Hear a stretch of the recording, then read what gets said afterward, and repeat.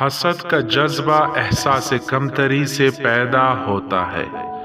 جو شخص اپنے آپ کو گٹھیا سمجھتا ہے وہ دوسروں سے جلتا ہے۔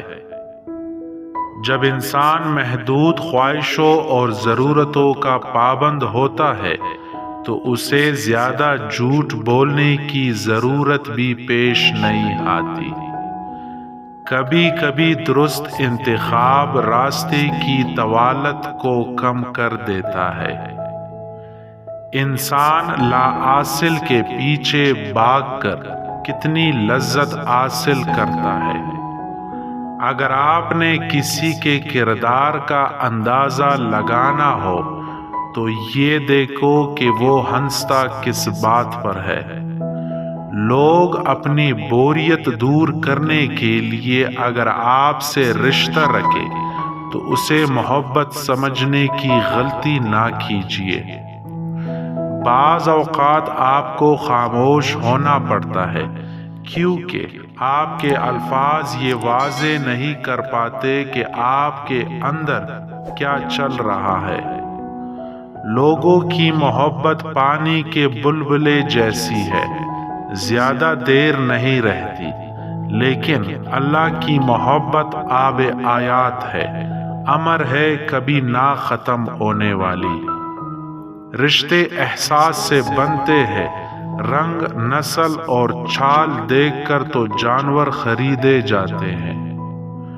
محبت کا سبق بارش سے سیکھو، جو پھولوں کے ساتھ ساتھ کانٹوں پر بھی برستی ہے۔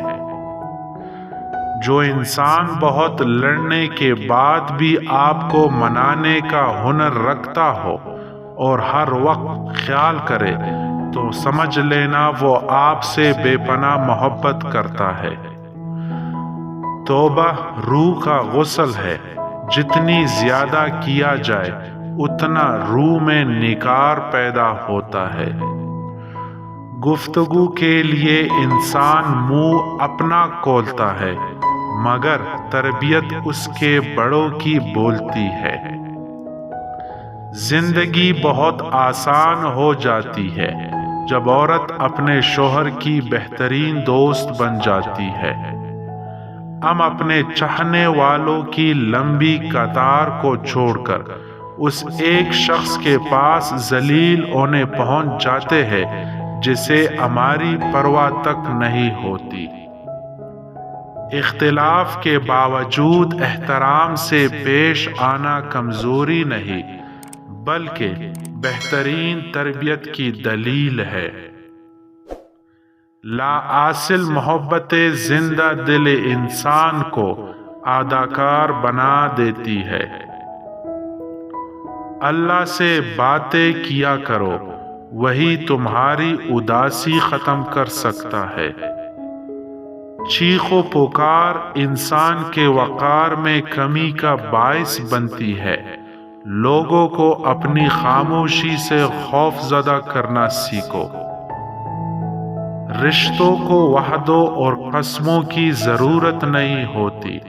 چھوڑنے والے قسمیں کھا کر چھوڑ دیتے ہیں اور نبھانے والے بغیر وعدوں کے رشتے نبھا دیتے ہیں۔ صرف غلط ہونے پر وضاحتیں نہیں دی جاتی، کئی بار ہم وضاحتیں اس لیے دیتے ہیں کہ سامنے والا ہمیں بہت عزیز ہوتا ہے۔ لوگوں کو کھونے سے نہ ڈرو بلکہ ڈرو اس بات سے کہیں تم لوگوں کو خوش کرتے کرتے خود کو نہ کھو دو۔